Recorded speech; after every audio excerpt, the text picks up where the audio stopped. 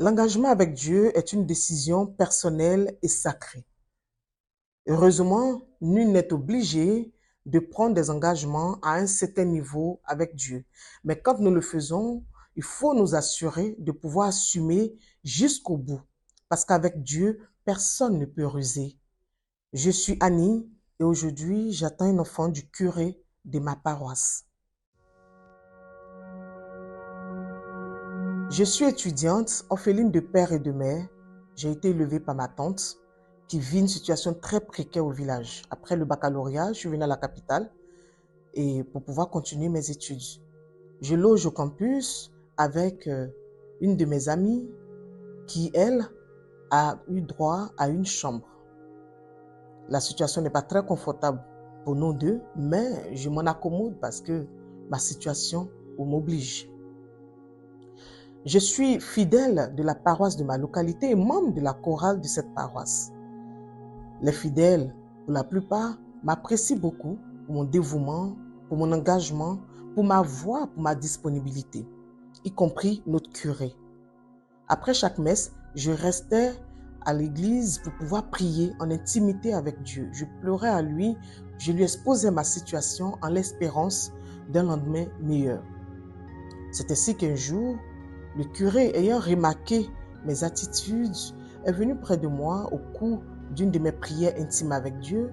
Il s'est mis à genoux et nous avons prié ensemble.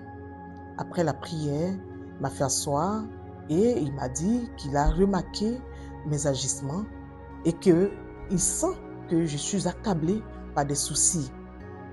Je lui ai dit oui, je lui ai raconté un peu ma vie. De nature, je suis très réservée, mais ce jour-là, je me suis ouverte et je lui ai raconté un peu mes déboires. Il a été pris de compassion et quand je rentrais, il m'a donné un peu d'argent. Le dimanche qui a suivi, ça a été la même scène. Donc chaque dimanche, après la messe, il restait prier, il venait prier avec moi et il me remettait de l'argent quand je devais rentrer. Et un jour, il a demandé à me voir particulièrement. Je suis allée le voir et à ma grande surprise, il me faisait des avances. J'ai trouvé que ce n'était pas bien vis-à-vis de Dieu, vis-à-vis de notre engagement et de lui-même, son sacrement. J'ai trouvé que ce n'était pas vraiment bien. Mais il a trouvé des mots pour me convaincre que ce n'était rien. Il a trouvé des versets, en tout cas, il s'est vraiment étalé pour essayer de me convaincre. Je n'ai pas été convaincue ce jour, je suis rentrée et j'étais un peu déboussolée au point où les dimanches qui ont suivi, 2 ou 3 dimanches après, je refusais de prendre l'argent qu'il me donnait après la prière. Et j'avais même du mal à rester après la messe pour prier, pourtant j'en avais besoin. Je m'étais habituée à ce rythme de vie. Mais après ces 2 ou 3 dimanches, j'avais commencé à sentir le manque parce que son argent, quoi qu'on dise, m'aidait à pouvoir faire face à certains besoins et à même envoyer un peu d'argent à ma tante au village. Et donc, vous voyez qu'un arrêt brusque de cette entrée d'argent avait commencé à me peser dessus.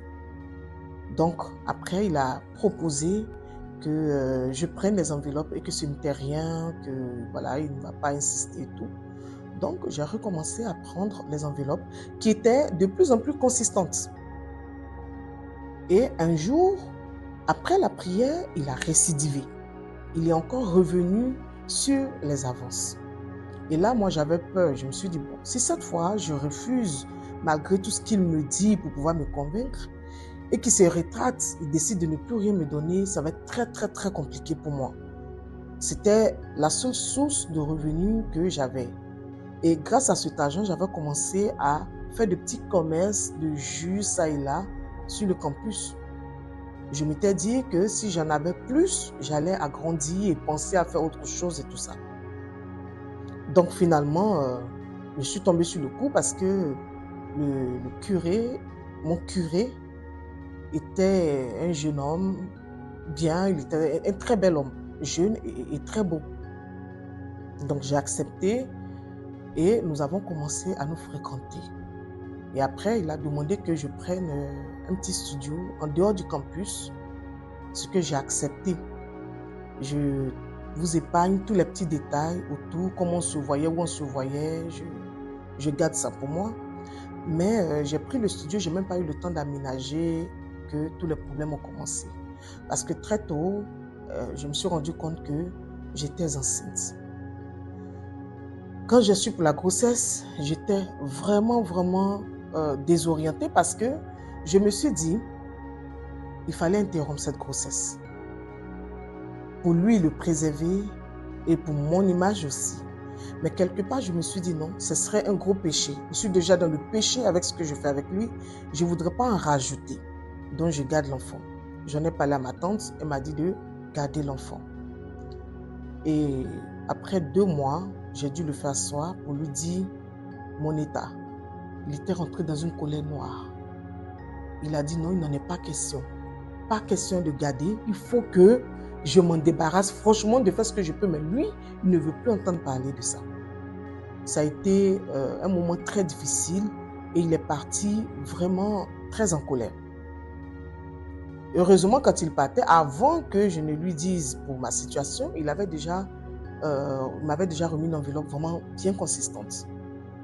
Et il est parti. Donc, quand il est parti, je n'avais plus accès à lui. Il avait interrompu tout contact avec moi. À la messe, je le voyais. Souvent, il se faisait représenter. Mais après, quand je restais pour prier, il ne venait pas.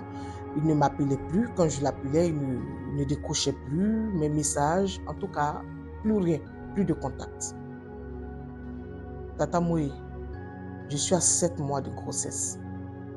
Et je n'ai plus de nouvelles du curé. La semaine dernière, parce que au 6e mois, j'étais tombée malade. J'ai tout fait pour entrer en contact avec lui, je n'ai pas pu. Donc, quand j'ai commencé à me remettre, j'ai pris un peu de force. La semaine dernière, je suis allée à la paroisse. Et là, on me dit qu'il a été affecté. Il n'est plus là. Tata Moïse, mon monde s'écroule. Je n'ai plus d'argent. Heureusement que je n'ai pas déménagé.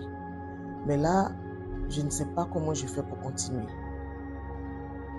Je ne sais pas comment je fais pour continuer. Est-ce que je dois l'exposer? Est-ce que je garde pour moi? Est-ce que je porte la chose toute seule? Je ne sais pas quoi faire. Je n'ai pas envie de l'exposer à cause du fait qu'il soit un prêtre. Mais je n'ai pas envie de porter ça aussi toute seule parce que je n'en ai pas les moyens. Qu'est-ce que je dirais à un tel enfant? Je ne sais même pas où il a été affecté. Je peux me rapprocher de la direction, on peut me donner des renseignements et tout. Mais est-ce que je dois débarquer là où il est avec la grossesse? Qu'est-ce que je dois faire? Je sais que c'est mauvais, ce que lui et moi avons fait. Mais ce qui est fait est fait. Je suis d'accord qu'il ne porte pas son nom sur l'enfant. Moi-même, je ne m'attends même pas à ce qu'il reconnaisse l'enfant. Mais tout ce que je demande, c'est qu'il me vienne en aide. Qu'il me donne de quoi entretenir la grossesse, à payer mes médicaments jusqu'à l'accouchement. Qu'il continue de me remettre les enveloppes qu'il me remettait pour pouvoir prendre en charge ma grossesse. Mais qu'il s'éloigne de moi physiquement, ce n'est pas ça le problème, parce que je ne m'attends même pas à autre chose. Et ça, je le lui ai dit. Mais malgré ça, il n'est pas rassuré. Il a peut-être peur que tôt ou tard, je décide de l'exposer. Je ne sais pas.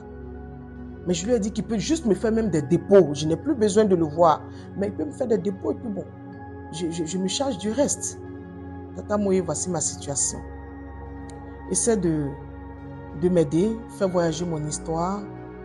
Je ne sais pas si je pourrais avoir des avis qui pourraient m'aider à régler cette situation, des conseils, des orientations. Je suis vraiment perturbée, perdue. Aide-moi s'il te plaît. Chers Talkers, voilà la situation de notre sœur Annie, affaire d'église, curé, qui a enceinté, fidèle de la paroisse. Et puis, il disparaît. Elle est seule avec la grossesse. Elle ne sait pas comment elle va gérer. Nous comptons sur vous. Vos avis, vos commentaires, vos conseils, aidez Anita à trouver la solution. Elle l'expose, elle ne l'expose pas. Comment elle gère cette grossesse de 7 mois? Nous avons mis certains passages au présent pour que vous sentiez mieux la chose. Mais c'est une histoire déjà passée. Merci d'être abonné, merci de partager, merci d'inviter vos amis. Likez, faites savoir l'histoire d'Annie. C'est difficile, hein? Mais grâce à vous, elle trouvera la solution. À très bientôt.